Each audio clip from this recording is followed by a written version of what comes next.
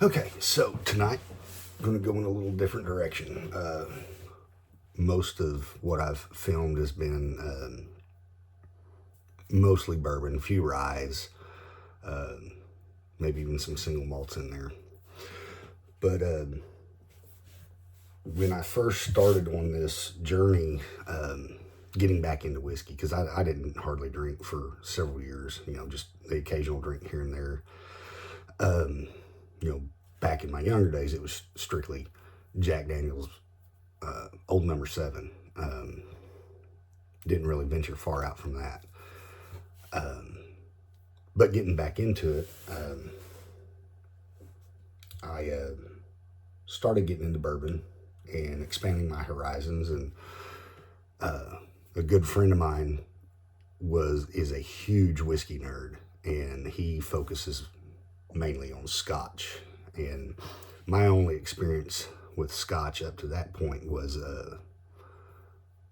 drinking J&B Rare, which is a very cheap blend.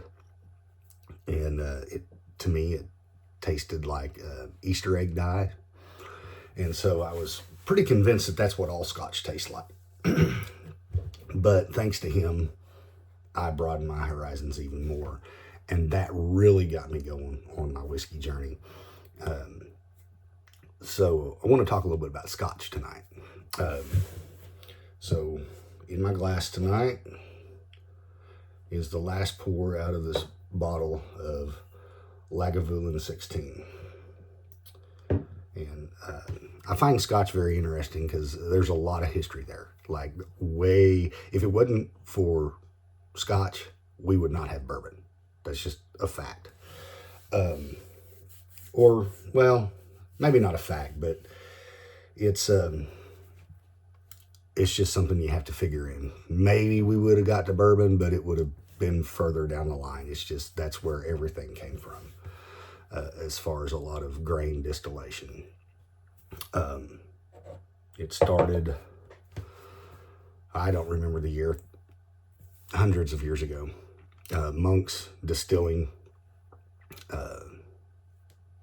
grain into clear distillate that was referred to as aqua vitae, which is the water of life. That's what it translates into. Well, in Gaelic, the language that the Scots speak, it's a ushkeba, which is where we get the word whiskey. That ushka became whiskey. And so that's where whiskey came from. That's the origins. And there's a lot of history that, some variances in accuracy, but that's the base of where it all came from. So I really got into Scotch once I really started trying, opened my eyes. And so with Scotch, there's a lot of, much like bourbon in the U.S., there's a lot of regulations and laws that regulate what can be called Scotch. And the main thing is because there's two types of Scotch. Well, three. You've got single malt, which is single distillery, 100% malted barley. Then you have blended malt, which will be blends of multiple distilleries, still 100% malted barley. And then here's another good one, and it's about to get killed off. Dewar's is a good example of a blended Scotch. Now, with single malt and blended malt, that's all pot distillation. With the blend, it's usually a blend of some pot distillation and then what other grain that's column distilled. You can take 100% malted barley and column distill it, and it is now, I'm losing the word, it's now single grain. So you blend the single grain and the single malt, and you get blended Scotch. and that, back when it first started, it was all pot distillation. Well, when the column still was invented, there was like big debates on whether that could even be called whiskey. And finally, I guess they came down to passing laws that made that distinction. You have single malt and you have single grain, and then you have the different blends of the two. And so I'm a huge fan. There's a few, so blends get kind of a bad rap. They tend to be cheaper because it's cheaper to column distill. You can blend it for cheaper and blend it faster. There are some good blends, and I like this Dewar's 12 year. I like Chivas Regal 12 year. But there's a whole world of different flavors in single malts, and a lot of people, when they hear Scotch, they think that's smoky. A lot of people think it's nasty. But what that comes from is back when, so in order to have the malted barley, you malt the barley, then you have to dry it out to stop that germination process. Well, Scotland doesn't have a whole lot of trees, so what they do is they dry out big bricks of dirt from the peat bogs. They dry that out, and then it burns. It's almost like coal. And what you get is that heavily peated flavor, kind of like with Lagavulin.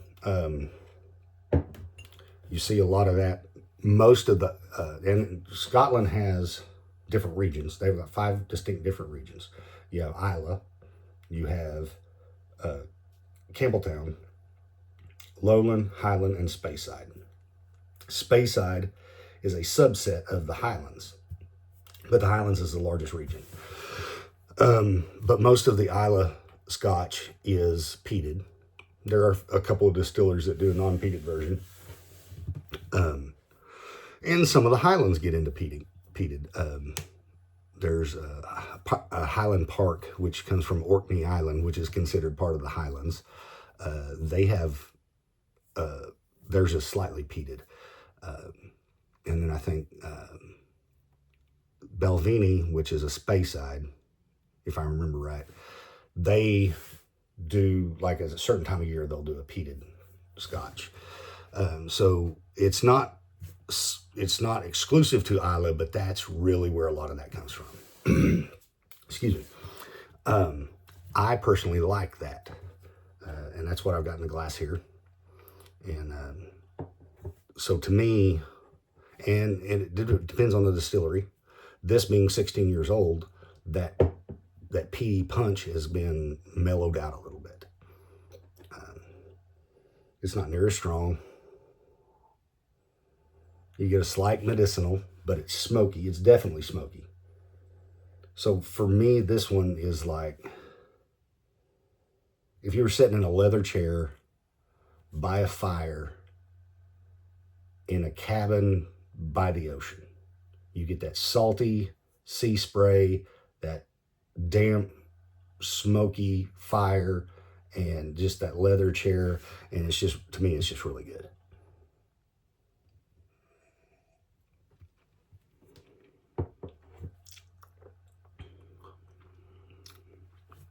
And on the nose, I get a little, there's a slight medicinal, almost iodine. Another good peated Scotch that I like is Lafroig. I've had a couple of their variations, but one of the most accessible is their 10 year. And that's really punchy. It's very medicinal. And that one's, it's hard for me to describe without, there's no way to make it sound good. Like if I tell you what I think it sounds like, you're going to be like, ew, that sounds nasty, but it's in a good way. But that one's very, very medicinal, and I really like it. And so yeah, that's my take on Scotch. You'll notice in the name on my channel is Chief Whiskey Officer, and you notice that parentheses in the E. That's because I like all whiskey. I can't really say that I have a favorite. Honestly, depends on my mood. I like it all.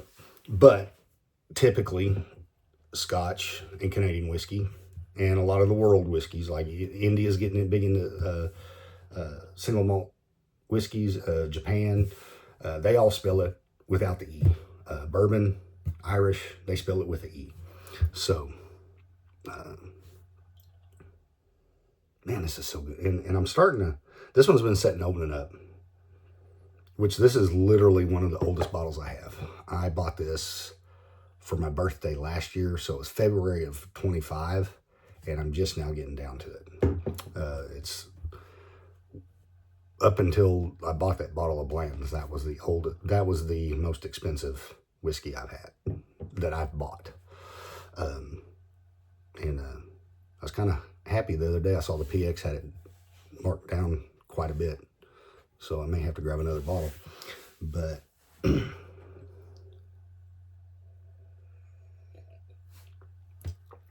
but guys, that opens up. I can actually taste some fruity notes in there.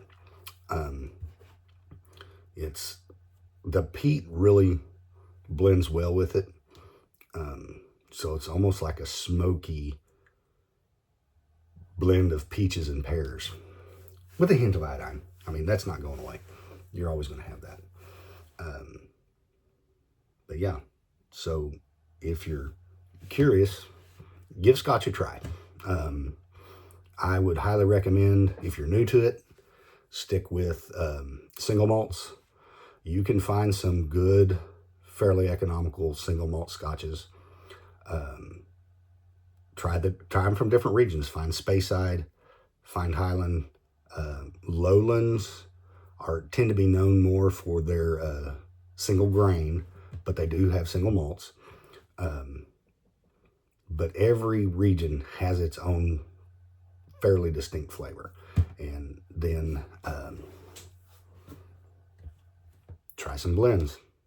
Give it a shot, and you just might like it. So anyway, that's my take on Scotch. Y'all have a good night.